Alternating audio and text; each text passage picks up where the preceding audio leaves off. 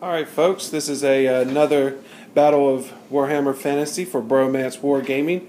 It is going to be between the Dark Elves with Matt, with the cool hat now, and the Ogres with Chris, with a not-so-cool hat. And that will spell your destruction. Yes, and what we're actually doing here is a scenario for the Redstone Rumble that we are gearing up for in September.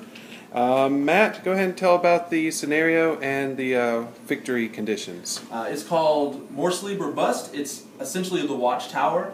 You can see there's, instead of a tower, there's a token in the middle. We're fighting over Abraham Lincoln on the penny there. The person who wins the roll-off can choose to put a model there, or put a unit there, core unit, no more than 20 models, and it follows the regular Watchtower restrictions of not being able to move off on the first turn. But if you do that, you can put a 6-inch wall section also touching that unit to give you some bracing against the combat that comes. I won the roll-off and decided that I didn't want to put my core unit of 20, which I have, either the crossbowmen or the power dice here, and I decided I didn't want either of those 12 inches away from ogres, so I declined. That meant Chris had to set up first. The victory conditions are 7 tournament points for claiming the objective. You claim the objective with a unit that has at least 1 rank, that is 3 for ogres, 5 for infantry, 5 for cavalry, that also has a standard.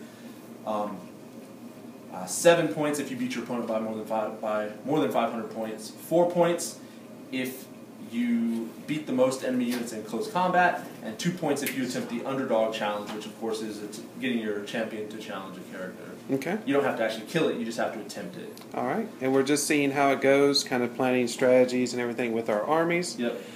Actually, the lists have to be submitted sometime in the next couple weeks, and so I'm trying to get my list. I have 3 or 4 different variations that I'm really trying to get ironed out which one I want to roll.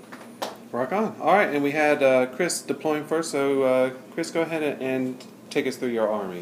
Okay, starting way over here on the left, I have a Saber Tusk who's just covering my backfield, trying to avoid any scoutage. I've got 4 lead belchers there with just light armor. In the front, I have 3 units of 10 Noblars. Even though there's flags present, they are not in the unit. I have only trappers and a musician. Right here, I have Iron Guts with full command and my Bruiser BSB in there, also with a great weapon. Right here in the middle is my General Slaughtermaster, the unpainted model with the Man-Eaters. To their right, I have a unit of 5 ogres with full command, and here's my Butcher, just an unpainted model proxying for him. I have the Iron Blaster, the 2 Mournfangs, the Giant, and way over here is my last Saber Tusk. Okay, how about your spells? I got Bull Gorger on the level 1 Butcher, plus 1 strength. On my Slaughtermaster, I received Wild Form, the Spear, Amber Spear, Savage Beast, and Transformation of Catan. Okay, cool. Cool. Do you have any kind of plans on what you're looking to do here? I am here to help Matt test his army for the Redstone Rumble. It's my goal to press him to think harder to make it better so that he goes and wins, and that I can contribute in some way futilely to that victory. Favoritism, huh? You don't want me to win? You made fun of my hat. And so, yeah, that's really the thing. My current strategy is to not charge the Dark Elves as hard and fast as I used to, because that has proven very, very fatal in the past. Gotcha. So you're trying a little bit different. Okay, we'll swing around to the Dark Elves. Matt, go ahead and take us through the deployment. Well, just from left to right here, I put 9 cold ones. They're missing the riders. I haven't painted them, and I don't want to try to paint them while they're on the cold ones. So, but I couldn't find my sticky tack. I have the riders, they're just not on there. Gotcha. My War Hydra, 20 Blackguard with the musician, 30 Corsairs, which I finally finished getting painted. Yeah, and they're looking pretty good too. And they have full command and additional hand weapons. 12 newly finished repeater crossbowmen with the musician. Then I have 5 harpies, 20 power dice with full command in the back. This is my level 4 wizard on Shadow. She has Miasma, the Withering, Pit of Shades, and Occam's Mindrazor. So she's all set to do horrible, horrible things and make Chris never play this game again. This is my level 4 on Lore of Dark Magic. She's my general. She has Chillwind, Doombolt, Word of Pain, and Soul Stealer. And then this is my Cauldron BSB. I don't know if we got a good picture of it before. It's not really finished painting yet, but I've got it done marbled, and the cauldron is almost done there. And then the handlers, of course, are hanging out as well. But that's my BSB model, as well as being amazing in a cauldron. And then I scouted. He kept me from the backfield, which was fine. So I scouted these shades. This unit is actually out of the Giant's charge arc. I used my handy-dandy arc of visibility that I just got and was really excited about to make sure that they're out of the Giant's charge arc. These guys are in the Giant's charge arc, but an inch out. Gotcha. Okay. And they are an inch out from the Mournfangs as well, so they'll be able to cause a ruckus back there with some decent shooting. Okay. General plan, let me put her back there. General plan is to play it kind of cautiously. I know if I don't get the buffs off that I need, or the debuffs off, that the ogres trash me in combat. So the general goal is to take care of stuff like the Mournfang and the man-eaters that are really the scariest, some of the scariest stuff with shooting or magic. Okay. And redirect anything I need to with the harpies, and then come in for the kill with any of these 4 units here. These 2 actually need some backup with magic. These 2 are actually pretty good on their own. So I'd say, yeah, definitely. So I'm going to try and get it try and do it that way. Play cautiously, snatch the win with some good rolling of dice, and my skillful ability to roll more than 6 dice at Mind Razor.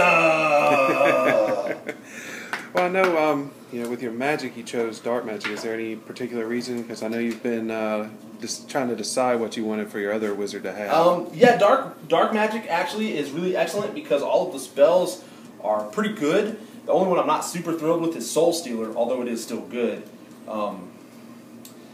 But the real benefit of dark magic is there's such a low casting value. Chill Wind is on a 5. Doombolt is on a 6, Word of Pain is on a 7, and Soul Stealer is on a 10.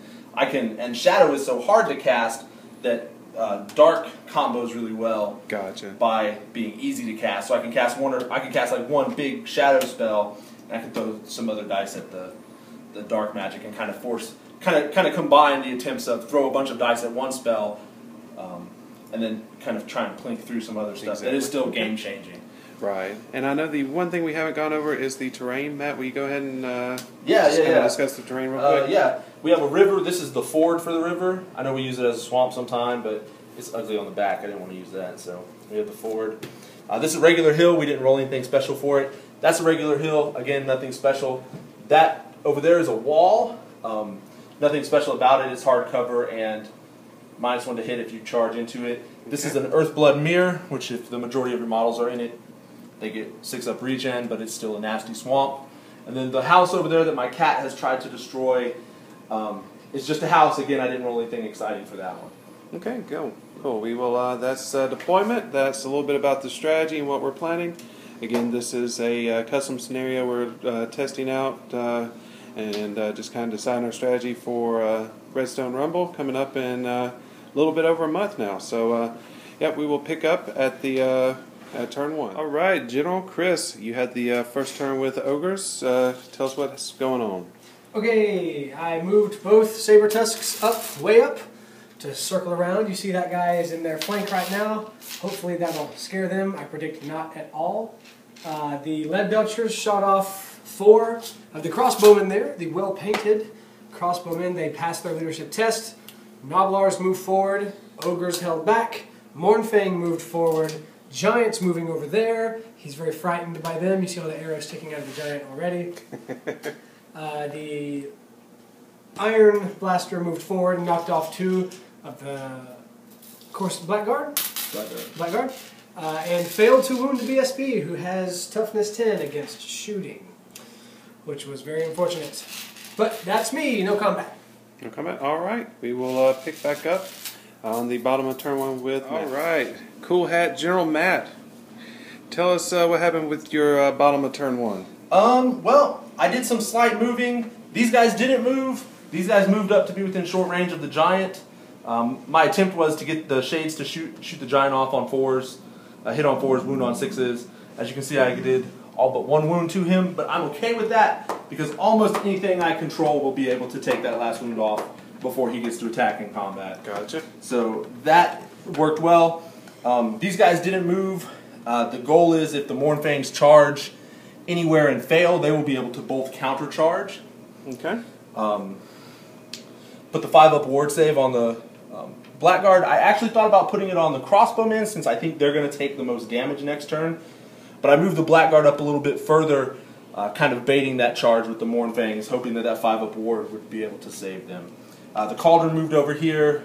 My bunker moved up to get in range. My level 4 of Shadow, I rolled 3 dice, which was terrible. I decided rather than try to Power of Darkness, and she was actually out of range of most of her spells, so rather than Power of Darkness, I just threw all 3 dice at a pit, and I had a 50-50 chance, and it just barely can touch this Mournfang. And it got through. I rolled like a 14 on 3 dice, which was ridiculous. Chris saved his scroll if he has one, and I scattered 5 inches off into nowhere. In shooting, I failed to wound any of the lead belchers with even though out of 16 shots I did 9 hits on a 5-up, I failed to convert any to 6s to wound, but that's alright. Usually I win that shooting match. This time doesn't look like I'm going to, but that's the way it works. So I'm looking at next turn, probably going to finish this flank off, except for the Iron Blaster, and then kind of focus on the middle with my slow and steady wins the race until I can, of course, cast the Mind Razor. Yeah, it's a little bit of a cat and mouse game going between y'all so far. All right, we will pick up at turn 2 with... Wait! Chris, what? We didn't get our pre-game handshake. Oh, yeah. Good luck, sir. There we go. Okay, well, there it goes. May the best Dark Elf player win.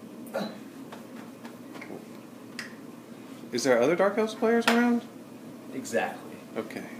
See you turn 2. Cut into the middle of Matt's turn real quick before we go over his ending to kind of go over a crazy little happenstance. Well, this is Chris's turn. Chris, top of 2 now. Yeah, that's right. Chris's giant charged. I passed my terror test, which is excellent. I rolled 20 shots and hit 4, 6, 8, 15 out of 20 on a 4-up. Excellent. Not a single 6 to finish that giant off. Oh. So let's hope I can do it in combat before he starts making me regret myself. Poor Shades. Poor Shades. I know. All right, we will pick back up into Chris's turn. Right, after that little brief pause in the action, we came back to Chris's turn 2. Tell us what's going on. It's starting to get a little interesting. Yep. Had a couple charges. You saw part of the charge over here. The stand and shoot left the giant standing. His shades destroyed both the giant and the saber tusk before they even got to hit. So they are back in the game. I set those shades running. Failed charge right here. I moved everyone up together. All the way here in the middle. This entire force is moving forward. The cannon shot the Hydra. Hit successfully, but failed to wound. He only needed 1 to not wound, and one happened. Lead Belchers shot the rest of the crossbowmen away, and could not kill that last guy even when the Man-Eaters shot in there. Could not kill that last guy. He is giving me the finger and changing his drawers all in the same breath. He blew his horn so hard he was immune to bullets. That's what happened. And then my saber tusk is over here getting ready to munch on him, which sounds amazingly fun. But that is the end of the top of 2. Okay, still just taking your time moving forward? Moving forward slowly, yes sir. Gotcha. All right, we will pick back up at the bottom of turn 2 with Matt. All right, Matt, it is your turn 2. Tell the folks at home what's going on. Well, I made a double charge on the Mournfangs who had shown themselves to the front with my Knights, who got the +1 attack buff from the Cauldron, and to the flank with my Hydra. Well, you can see my Hydra didn't make it, but the Knights made fairly short work of the Mournfangs. They did 7 or 8 wounds. Gotcha. And they decided just to reform. My Shades moved up and put a wound on those Ogres. And over here, I just tried to shoot at him with my remaining Musician, which was actually a bad idea. I should have put those Harpies in front of the Musician to attempt to save that 125 points. So I'm not sure what I'm going to do there. But Then in Magic, I got 11 dice. Oh no, which was not 11 dice. And so I cast Pit of Shades on the Iron Blaster, which, as you can see, failed and disappeared. I cast the Withering on the unit of bulls there, but I didn't get many shots through with those shades, which was my goal. I only withered them by 1. I attempted to lower the weapon skill and ballistic skill of the lead belchers to 1, and he just stopped that. I cast Chill Wind at the man-eaters and did 1 wound. Yep.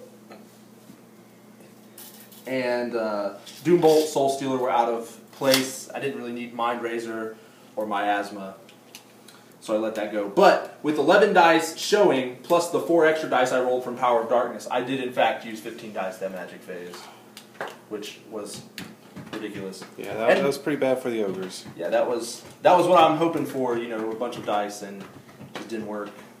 Didn't work out for him that well. My chances are looking good, I think. I cleared off some of the ogre chaff over there on the side, and so it's down to the blocks of troops, which means that I should be able to, you know, get in these pincer attacks here and run him off of my objective. Okay. All right. We'll pick up at turn 3 with Chris. I feel a rally coming on, Chris. I feel it. I feel it too. All right. You know what? Ogres can come back so easily. Oh, they can. The army is so resilient that, you know, they can come back even with just this. With a couple bad magic phases or some bad rolling on my part or some good rolling on Chris's part or some excellent tactical play, he can pull this back. Definitely. So I'm not free yet. All right. You can do it. All right, Chris. Tell us that you're definitely bringing the comeback, right? Yeah, right now I'm just trying to gather myself. I have been almost encircled by Dark Elves and their associates. I was able to turn these guys to receive that charge, though I may likely receive some frustration from the Shades, who are proving to be pretty bloodthirsty today. I did. I shot off a few of his Corsairs there in the middle. Not enough, of course, to get a test. I did run his musician away. He's running away, way in the back. He fled, and then I redirected on a leadership 4 into the Harpies, who destroyed my Saber Tusk, who was doing all of that mayhem over there. They've obviously reformed. Magic, I put Weeson's Wild Form over here to make up for the -1 toughness from the Withering. Okay. So their toughness is back to normal, but they are +1 strength currently, should these guys break through the ranks of my Noblars. So we will see what is happening. I'm also currently occupying the Watchtower. Yeah, but you're not in control of it because they don't have a banner. Oh, I see. You need Nonetheless. a unit within 3 inches that has a banner, so technically it is still no one's. Sure. But you are closest.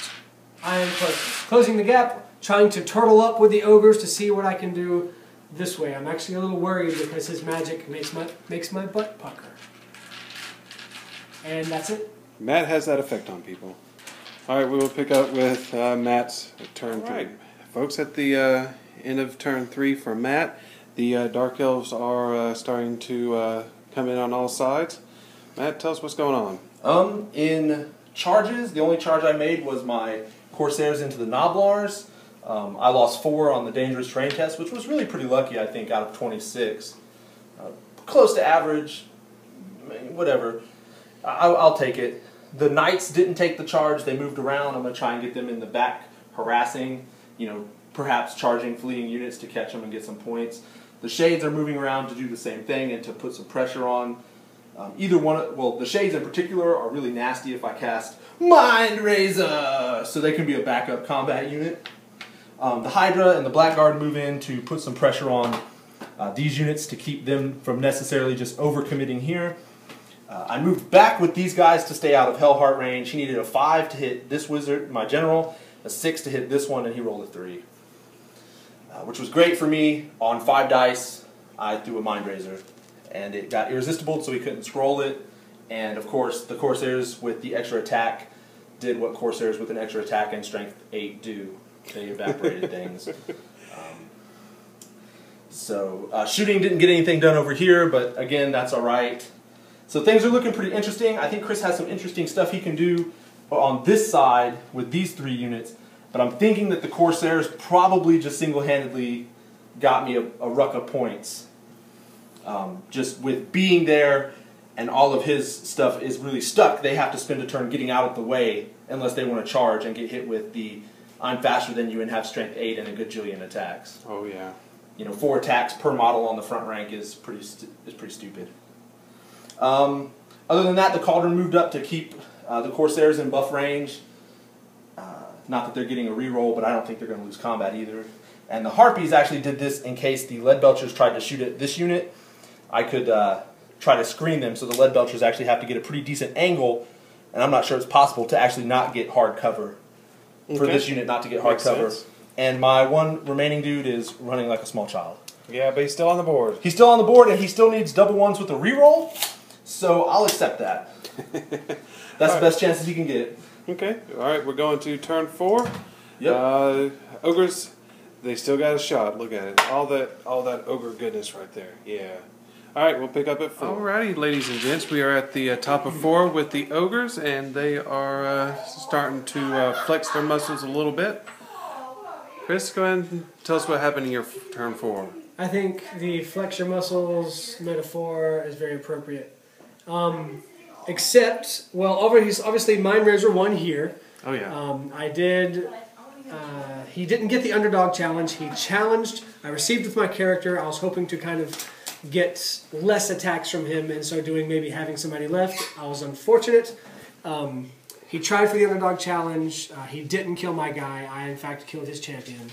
But he ended up overrunning because he won combat by a butt ton. I was able to shoot off 3 Harpies over there just for spite. Once these guys, the Iron Guts, were destroyed, my general and the Man-Eaters took off. And they landed over there now, at risk of being charged in the back by a Hydra. I also charged with my Ogres into the Knights. I won that combat and ran them down, and subsequently ran off his Shades. So I got a lot of extra points just now, but the game is still tilted in his favor because Ogres are scattered right now, and they're all looking in the wrong direction. Well, you know, who knows what's going to happen. You might still be able to pull it off. We'll see at the bottom of turn 4. Matt will roll if he has someone near that penny right there. I moved it a little earlier. And if he gets a 4 and he has a banner within 3 inches, then the game stops and we add up points. Exactly. All right. I'll have a banner within 3 inches. We will pick it up with Matt. Well. All right, folks. It is the end of turn 4 with Matt. Go ahead and tell us what happened during your turn. Well, with the ogres way off in Neverland, having chased my Cold One Knights down and run the Shades off, I just made a mad dash for the objective counter here. I'm about 1.5 inches out with these guys. I thought I could get closer with the reform, but I couldn't, which is fine. In retrospect, I should have actually reformed them like 1 wide and had their center still be here, and then I would have been within 3 inches. But not playing like a D-bag, I didn't get it. Didn't get in. They charged a unit of Noblars.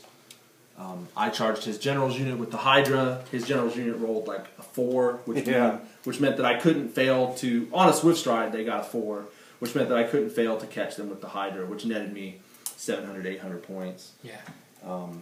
So everybody else made a mad dash. I redirected the Leadbelchers with the Harpies, moved this unit all the way up, scared the Leadbelchers off. I actually killed one. If you look, one is dead, and they fled. They failed their Leadership 7 test.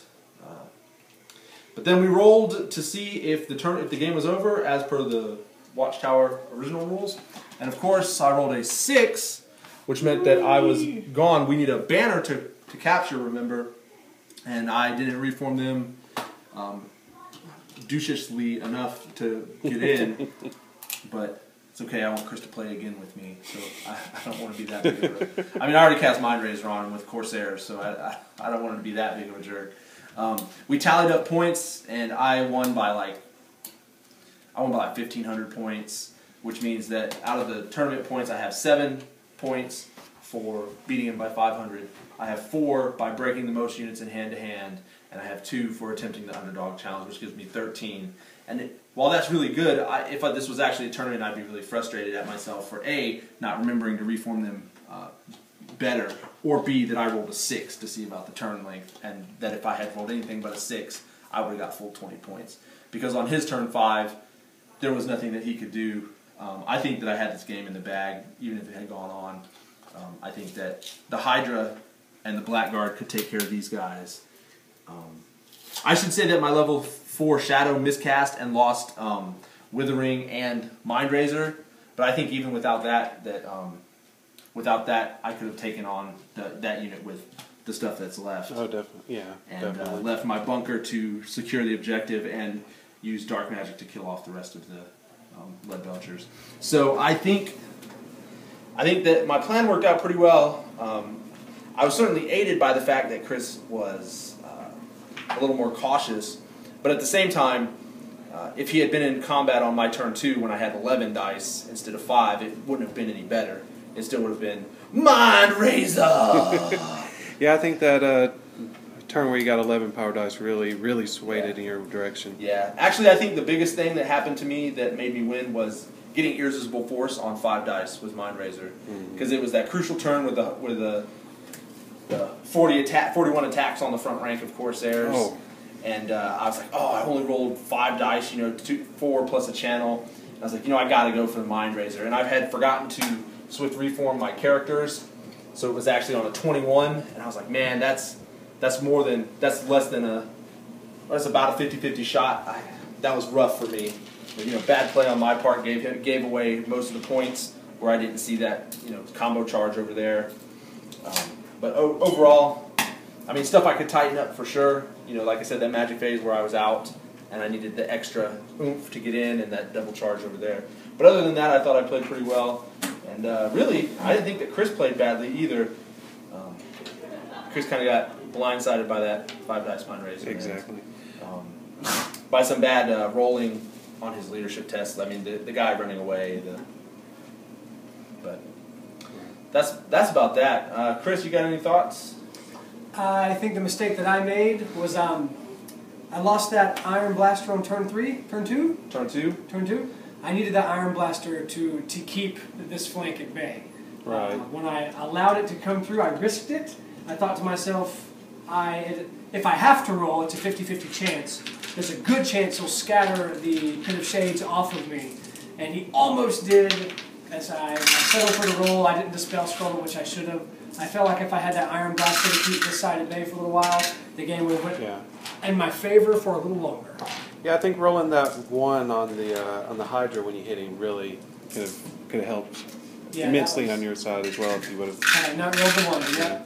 I could have killed the Hydra. I could have made some other things spook maybe, and then at least kept that Iron Blaster in there for a little while. Chris, you want to go ahead and say what your MVP was? What's your least valuable player? Ooh, MVP were, I definitely think the the Lead Belchers.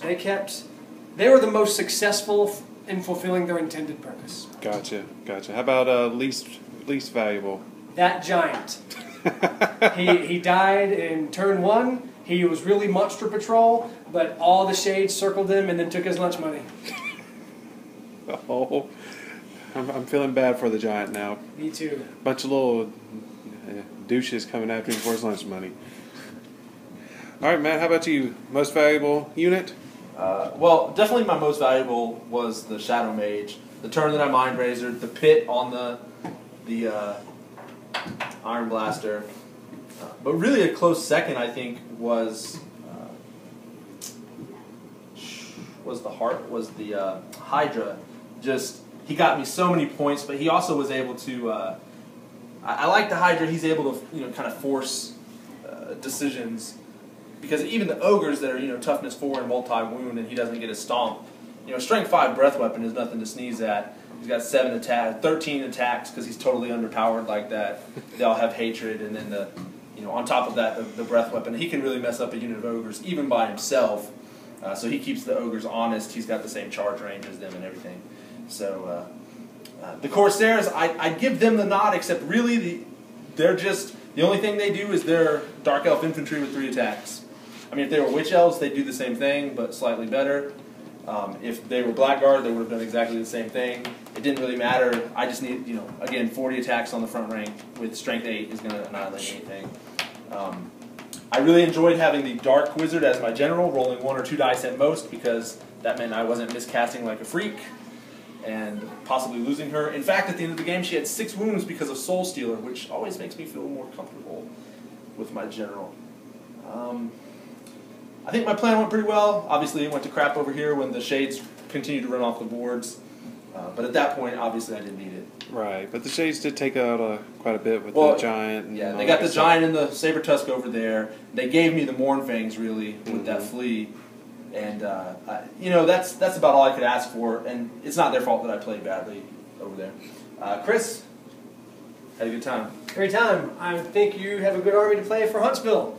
Yep, I got a couple more variations to try. Yep. I'm gonna try a 1 level 4 and replace the other level 4 with replace the dark level 4 with a Dreadlord. And then I'm gonna actually replace my Knights. I have a different army where I replace the Knights with a Pegasus hero. Good. And I'm not sure which one. And I can actually combine those. I can actually take the level 4 out of Dark Magic out, put the Dreadlord in, and still take the Knights out and add a Pegasus hero. Right. So I mean, I have some other stuff to do. Hopefully, I can get to play Dallas or Jody or somebody. Actually, I want to play you again. Well, or I guess I'll play Chris again too. Take that. But we actually have another group of guys. Brad and Yoshi are coming up in 2 weeks, and so hopefully I get some games in against them. Oh, yeah, I forgot about that. They play Empire and Skaven, and Yoshi's actually going to be debuting his Tomb Kings as well. Oh, they are pretty. Yeah, they actually look really good. Mum-Ra kind of themed. Yeah, they're like Mum-Ra's mutants, and they look really good. So hopefully, yeah, we'll get some reports up then too. Excellent. All right, guys. It was a fun battle. Unfortunately, the Ogres took it on the chin a little bit. But that's all right. That happens every once in a while. Thanks for watching, and we'll see you next time.